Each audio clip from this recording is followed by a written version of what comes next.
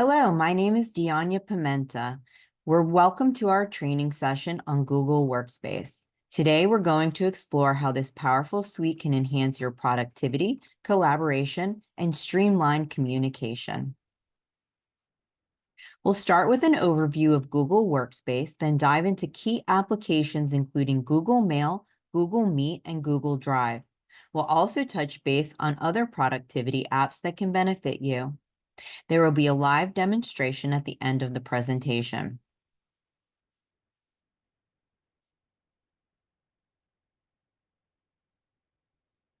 Google Workspace is a suite of cloud-based productivity and collaboration tools that integrates all your work into one place. It's designed to help you communicate more effectively, collaborate in real time, and manage your tasks efficiently. Let's take a look at the main interface and some basic navigation. The best way to use Google Workspace is an internet browser using Google Chrome. You can download Google Chrome from the internet on your computer and from your tablet and phone's app store. In addition, your phone and tablet has apps for most of the productivity software that is designed to work with your device. For a computer, a Google Chrome window is the best way to use the apps and services. While using your computer, having your dashboard bookmarked in your browser is the quickest way to access all of the software. Your dashboard has all your apps in one place. By clicking on the bookmark link, you're instantly brought to all the apps that you have access to. Your dashboard will look like this, and to access any of your apps, you can just click on the icon of the app you want to access. Some positions will not use all of the apps. For example, membership will use forms to receive new membership applications, sheets to organize data collected from membership surveys, and docs to write letters. They also might use Google Meet to hold committee meetings. Other CSP chairs may only use Google Meet for meetings with committees and email for communication. Others, such as recording secretary, may only use docs to write and share the minutes. Each of your positions are unique and require different levels of use. One-on-one training will take place for those who do need more assistance. Also, if you find yourself in a bind, you can also call Millie during office hours or myself during non-office hours. You already know Google Meet is used to hold meetings from anywhere. Individuals can join via link, Google Meet app on your computer, tablet, or phone for a full immersive experience using video and audio. In addition, individuals can join via phone by dialing a phone number and entering a PIN. Although those joining the call via a phone can only hear audio and can't see video. For Google Meet, it allows you to explore while you're in a call. All of these features are available only while in the video call, not while calling on the phone number. You can set up and start meetings by clicking on New Meeting. You have 3 options to start a meeting. Start an instant meeting, schedule a meeting in Google Calendar, and start a meeting for later.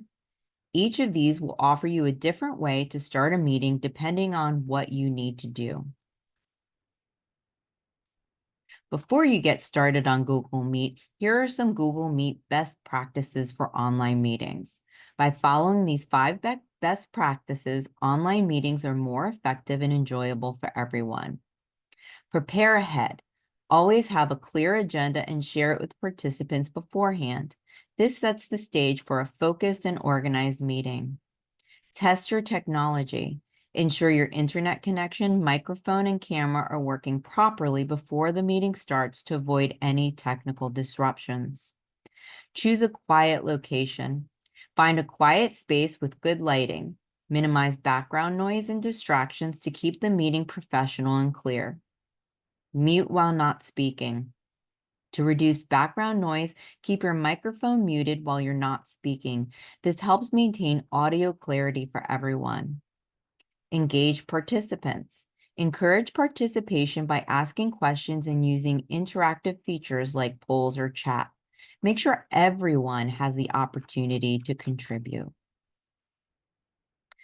Google Mail is a great email software.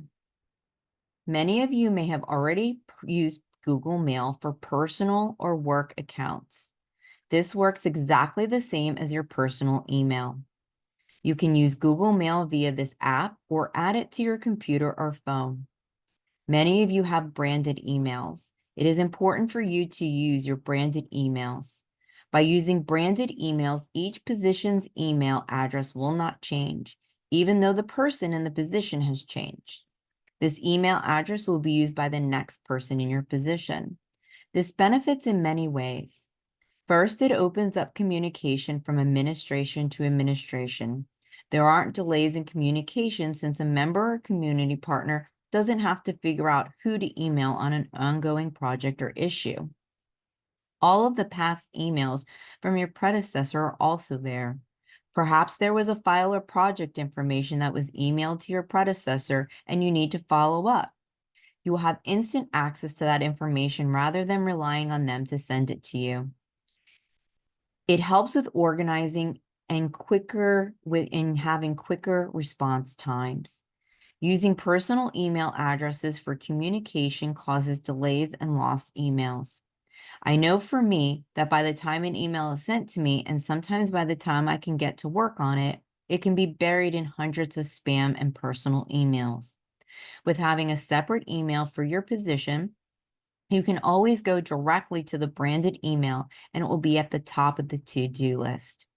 Lastly, it's a professional representation of your position and brings out validity. Here are some key features of Google Mail. Your branded emails have been sent via the leadership news.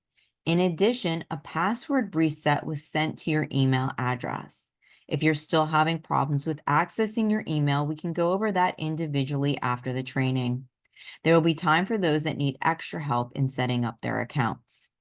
You can manage and access all of your email through the workspace or through an app on your phone or tablet. Depending on your device, there are different instructions to add this account to the app you already have. Although, one app that you can download from your app store is the Gmail app. Download the app to your phone and follow the directions.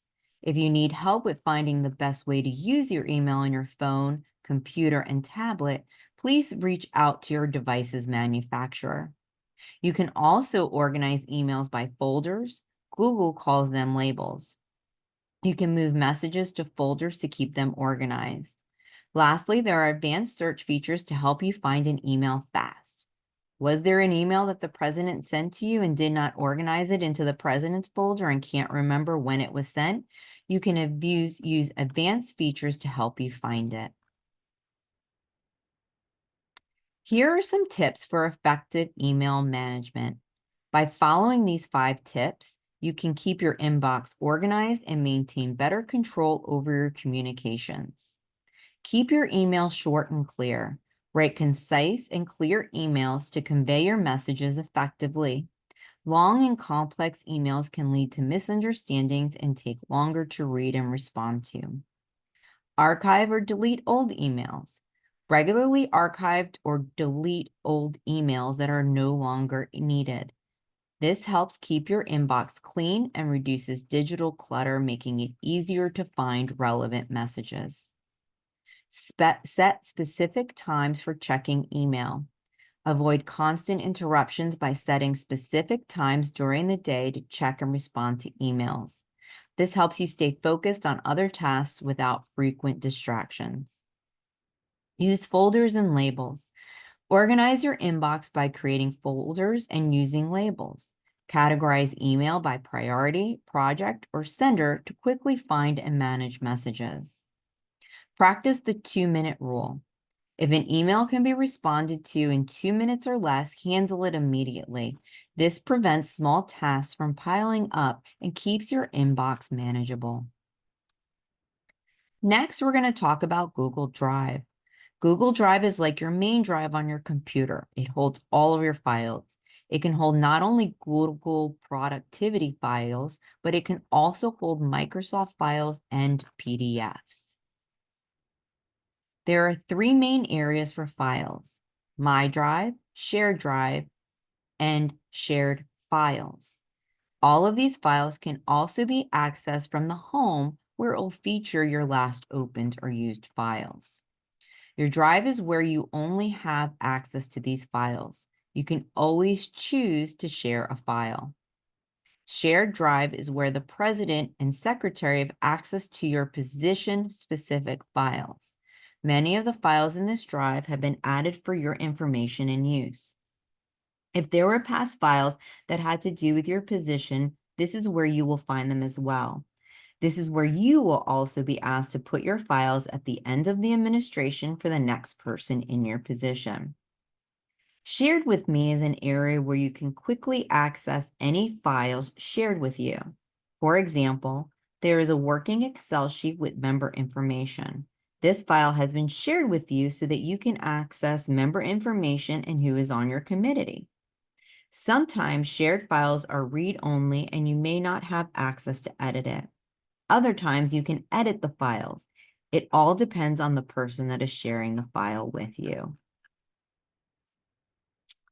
Let's talk a little bit about more about shared files.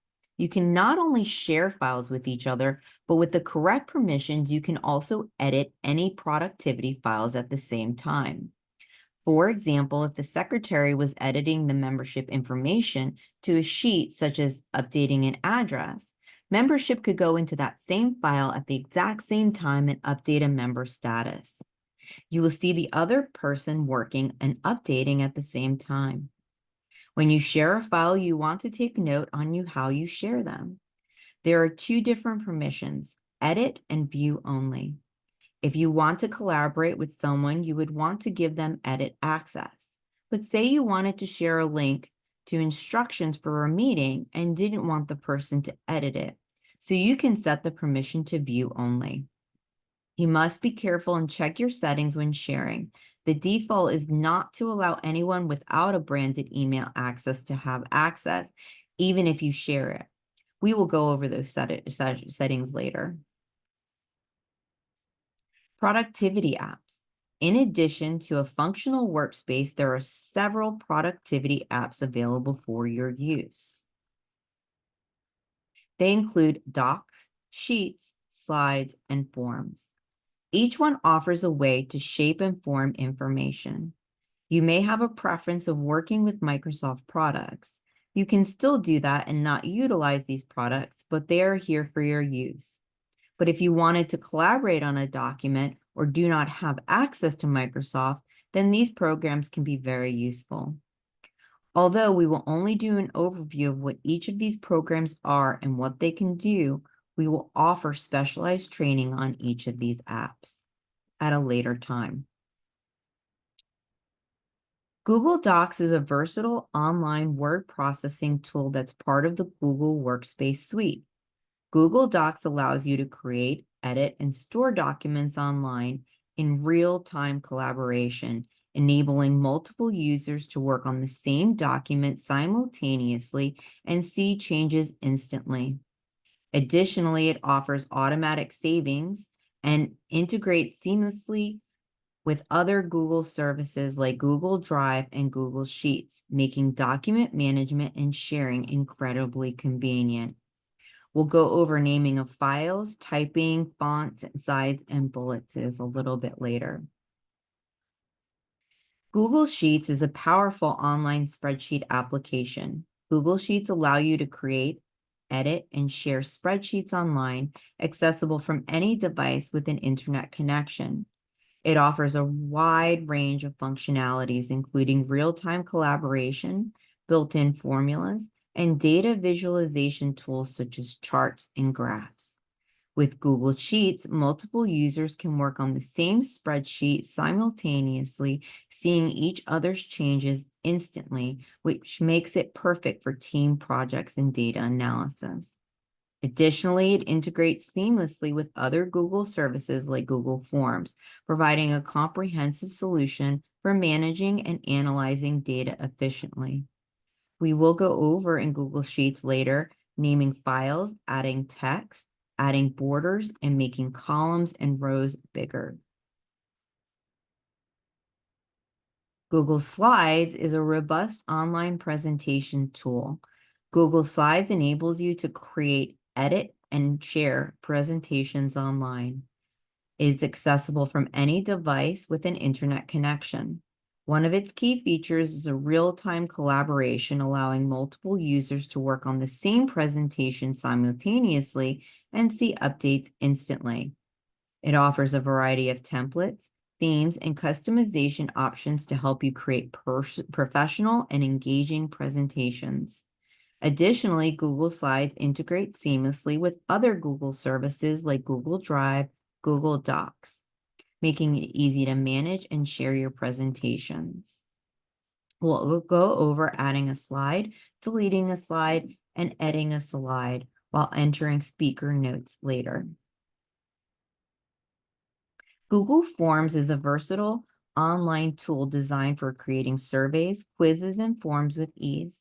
Google Forms allow you to quickly gather and analyze information from respondents, accessible from any device with an internet connection.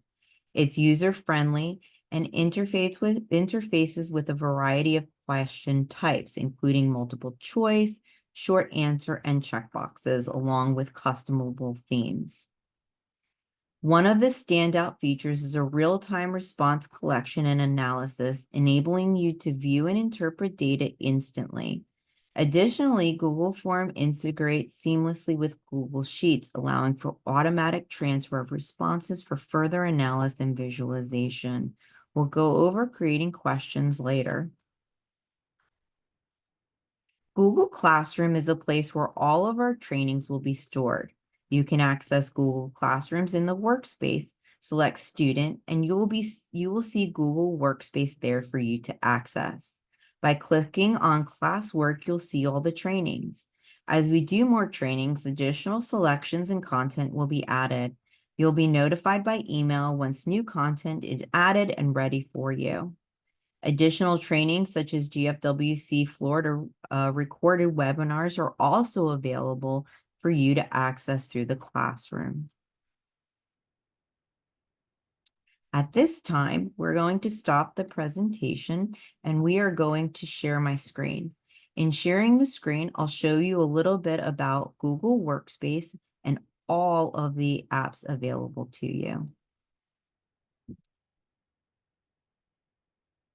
As you can see, now I am in Google Workspace. You get to Google Workspace by signing in to your Google account up on the top right-hand corner. So when you're in Google Chrome, you can go up to the three dots on the side, and then you can add your profile. So so right now I'm currently signed into training, but I have all these other profiles that I can use as well. But all you need is hover over here, and then you can go and add a new profile if you don't have it over here already. You can then go to you go to workspace.google.com/dashboard. That's how you get to this dashboard here with all of your apps. I like to bookmark my app right here. So when I go to my three dots, I'll go and I'll click on bookmark and lists, and then I'll do bookmark this tab and I'll add it to my bookmark bar so I can access it by quickly just clicking on that link. Here are all the apps that we talked about before. And so I'm going to start from left to right, and I'm going to start with the Google Calendar. So by clicking on this icon, it will take me to the calendar. On the left here, you can see your different calendars. In your profile, there'll be a calendar that will be shared by the Tampa Women's Club, and you'll be able to see all of the rentals and all of the activities that are going on the club calendar. With doing that, with rentals, it's kind of important because if you're planning an activity or an event to happen at the clubhouse or even a meeting, you'll be able to see if there's anything going on. You can add a calendar event by just clicking on it, adding the title. So say that we're going to have our first committee meeting. So membership committee meeting, I write as the title.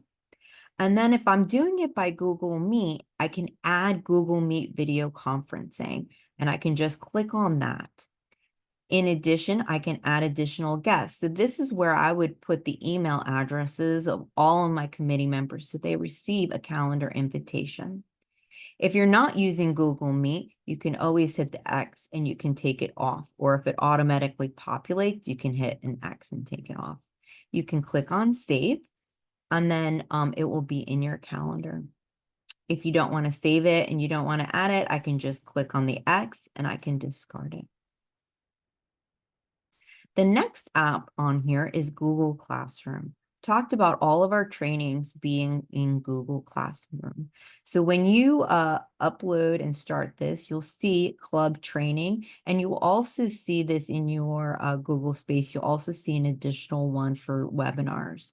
You just have to click on it, and then you go to Classwork Stream. We'll also post anything that's new, and you can click on this here, or you can click on Classwork and see all of the different classwork. Here is the Google Workspace introduction and overview. When we click on that, you'll be able to see view material, and this training will actually be here for you. Right now, we're in the middle of recording it, so it's not on there, but it will be. The next app is your Google Contacts. Google Contacts are all of your contacts that you have. You can import your contacts and create contacts for your committee members so you can easily access them. Google Docs is just like Word on Microsoft. You can write and edit on any documents. So you might see some files here already because they've been shared with you, and you can click on those. So here's a test document. You can write anything you like here. You can write letters, you can write messages, and you can easily format by making your text bold. You can click on the I for making an italic, U for underlining. You can also change the size by clicking on plus and minus next to this number here. And you can also change your font as well here. You can also have pre-selected sections, so it will also make things subtitles, headings, and it will have different sizes. You can also align for having your text in the center by clicking on this icon. You can also have it starting from the left and also from the right. This one right here, Justify, would actually where it takes all of your text and it makes it all evenly straight across. You can also select text and add links by clicking on this button. So if you wanted to link a file or a website or a web link, you can just click there and then you can paste it and apply it. You can also make check marks. You can also make bullets. You can make numbered lists and so forth. So there's tons of little different features that you can have here. You can name your document by clicking up here, and you can always change the title of it as well. And you can also select some of these other format and more advanced features. We'll go over more advanced features at another time. Next, you have Drive and Docs. Drive and Docs is pretty much the hard drive, just like your computer. So all of your documents that you're working on are always in home, and kind of the last ones that have been shared or that you opened or somebody else edited. And it will tell you here why it's in the home. So this was the last thing I modified, these things I edited, and these are things that were shared with me as well. My drive right here is your specific drive. So this is where if you just created a document and then you just saved it, generally it will just default here. So this is kind of where you can work in. In addition, it will also have your classroom files in here as well. Shared drives are specific drives that have been shared with you, and information put in there for you. So if there was, for example, Robert rules or any other type of documents that needed to be shared with each individual person for you to work on your own specific document, this is where this would be put. Also, in addition, if you have information from your predecessor, that will also go here as well. Lastly, they're shared with me. These are items that have been shared with you. They aren't here for you to specifically edit. Some of them may have editing permissions for you to just view them. Some of them may have editing permissions for you to just view, sometimes even just to collaborate. So for example, if I did have here a file, we just created this file right here, this test document. Say I wanted to share it. Well, I click on these three dots, and this is where you can move it to the trash and delete it. You can organize it, and you can put it into a different folder. You can rename it. You can make a copy. You can download it to your computer. But if I want to share, I'll go to share, and I'll click on this icon here. And it will pop up and it will see who. So say I wanted to share this with the president. All I need to start to do is to write the name of the president's email. I click on that person and I can make them an editor. I can make them a commenter where they can make comments, but they can't edit. And then I can also just make them a viewer where they can't edit. They can't do anything to it. They can just read it. You can also add an expiration date. You would want to always notify them and also write a message and let them know what you're sharing. In addition, you can also copy a link that you can send to them as well. So those are some things here. So then say but if I want to share a link, I want to make sure I don't make it restricted. I want to make sure that anyone with the link. So if you're sharing something with a committee member, you might want to copy that link, or if you want to add them, you got to make sure that you select the permissions to say anyone with link, and then you click done. So that's a little bit of a quick overview with Drive. In addition, you can always download Drive for your desktop so that you can easily put information in and out. But we'll go over a more intensive training at a later time about Drive. Next are forms. Forms are different assessments that you can make, surveys.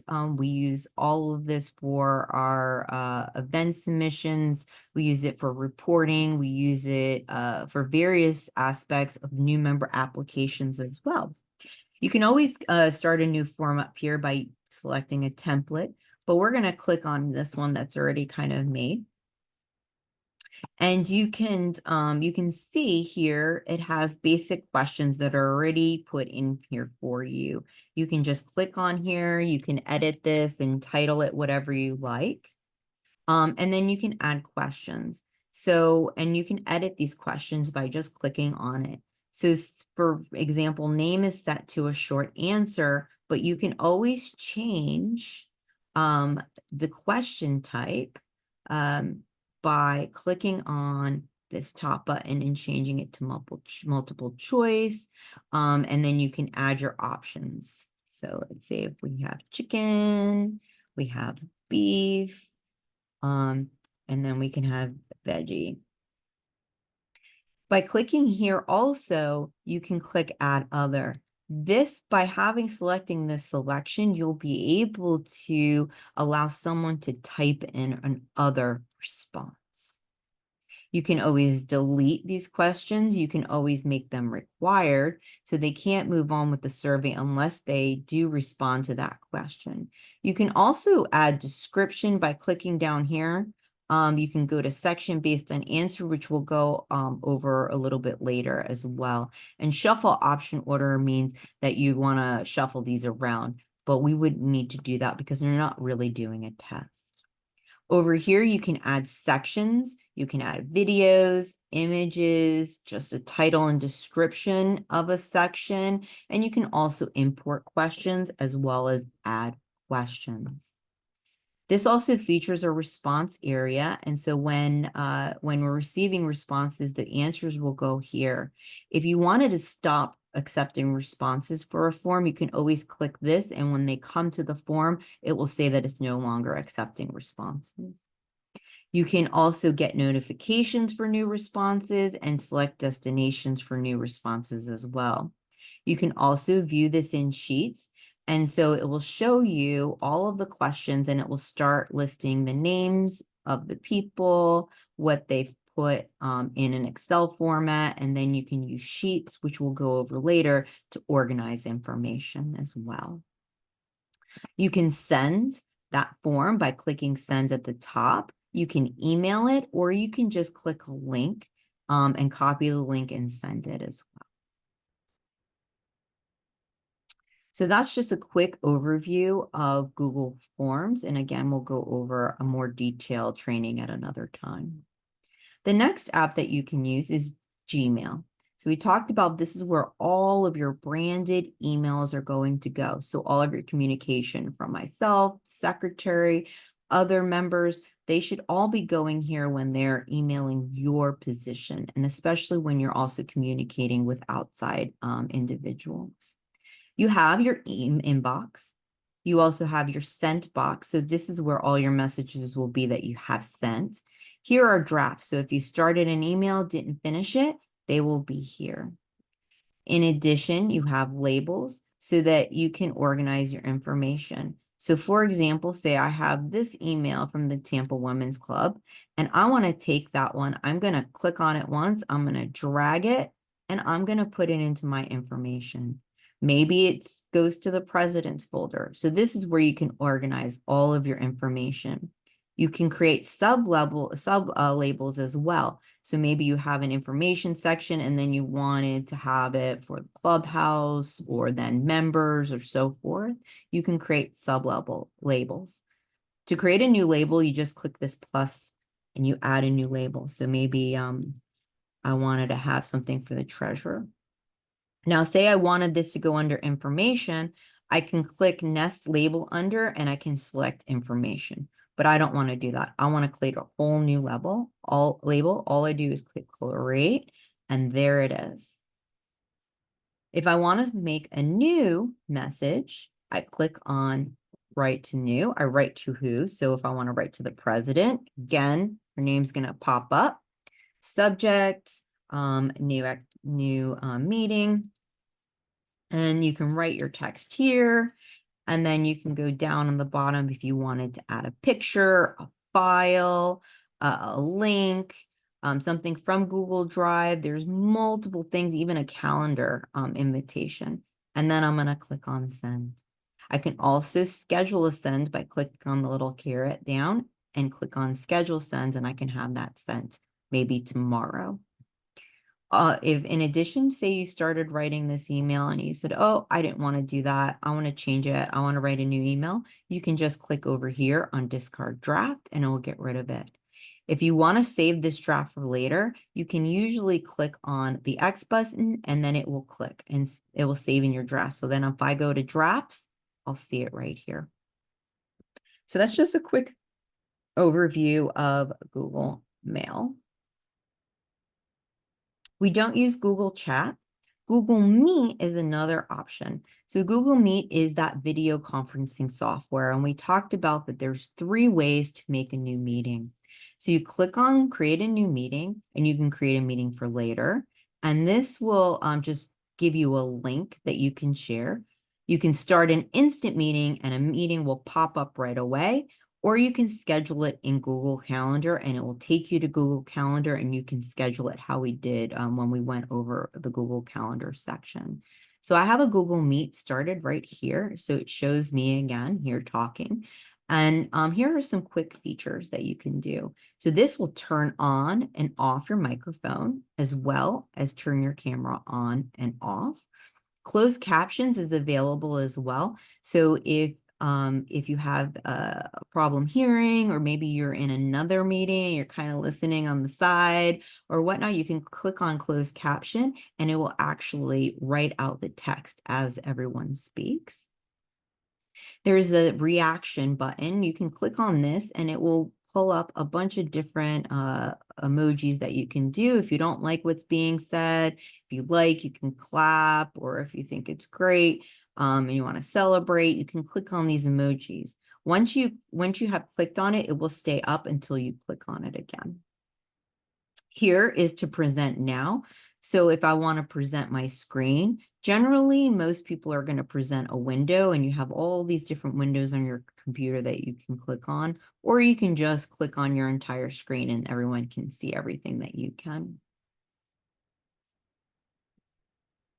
You can also raise your hand. So it's great to let people know about this option. If you're talking and you say, okay, if you have any questions or you need to stop me, click on raise your hand. And so by raising your hand, it will be right here, and the person that's facilitating the meeting will know.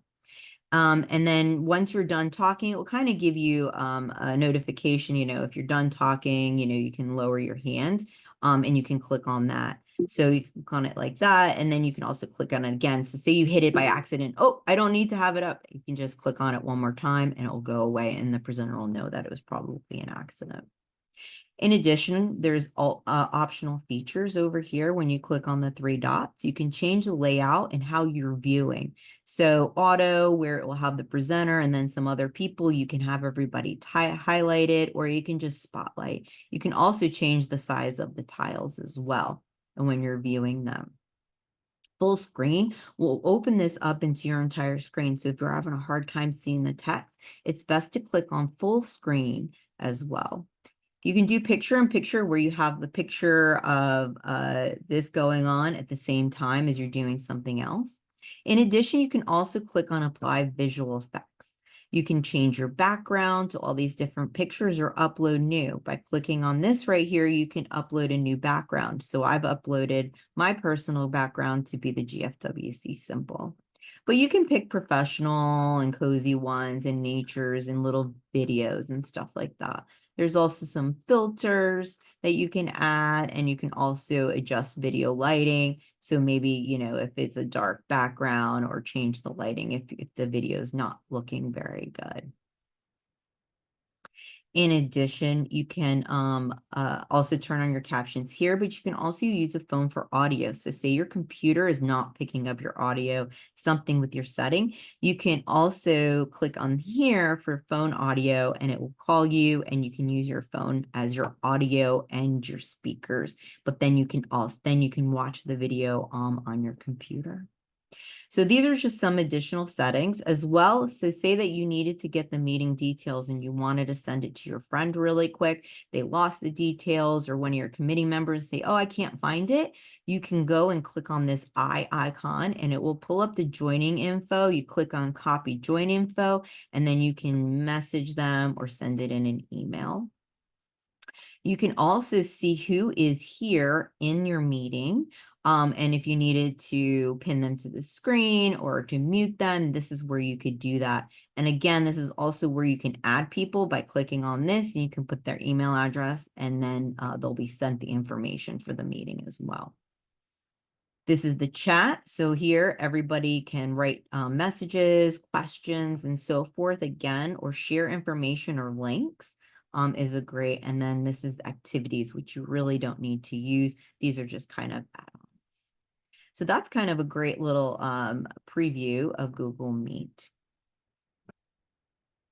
Sheets is what is comparable to Excel. So this software can be used to organize information. So again, we went to this and we had those assessment responses. So you can also just click on a box, and you can just write, so say this was May 5th, there's a timestamp, my email address, I got a 5, my name.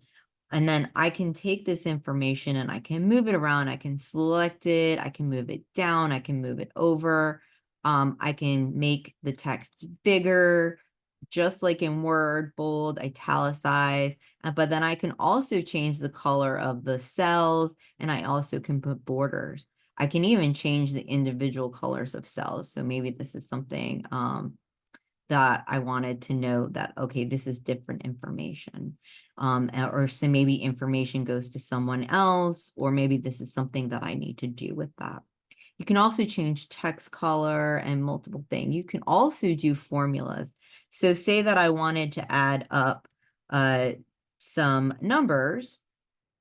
I can select these numbers, and then I can click over here on my functions tab, and I can get the sum. And it automatically, I push enter, and it automatically adds up.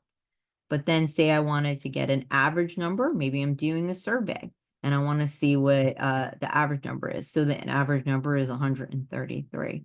So there's many different functions that you can use. You can count, you can do many, many things with the functions over here. And if you click on them or you look over them, they will tell you like kind of like what they can do. So some are just math, and some is more like financial. So the treasurer could use something like that.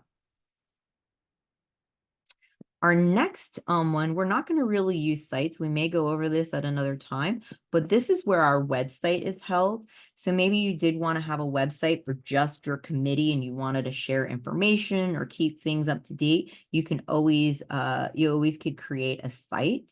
But the last one that we're going to go over today are slides. Google Slides is just like PowerPoint. So for example, here is like a book report for ESL. Let's say that I wanted to do a training. This is where I would go. I could put the title of my training. So for example, if I wanted to do Google Meet, I want to do a new training and it was done by me. And I can even put the date if I wanted to, and then I can do the about, and I can take this information and learn, learn about Google Meet. And then I can make various slides to talk about all the different topics that I like to talk about. You can also down here add speaker notes. So if I wanted to have my script, I can put my entire script here and exactly what I'm talking about. So then when I print, then I can see my script and I can see my slides as well as when I'm presenting that as well. This can also be converted into a PowerPoint presentation for easier presentation on a computer and downloaded. So, and all the formatting usually stays. And you can actually put a PowerPoint in here, edit it, and vice versa together. Again, what the great aspect about this is, like, say that I was doing a co-training with another person like Kathleen, and I'm doing the section on the about and how to do, but then Kathleen's going to do more in-depth section. She could be working on this PowerPoint presentation at the same time that I am. So I'm doing my slides and she's doing her slides. So it's a great, all of these programs allow you to do that. So that finishes up our training for today on Google Workspace. This is, again, just an overview, and we will have additional trainings on each of these programs. I would like to thank you very much and have a great night.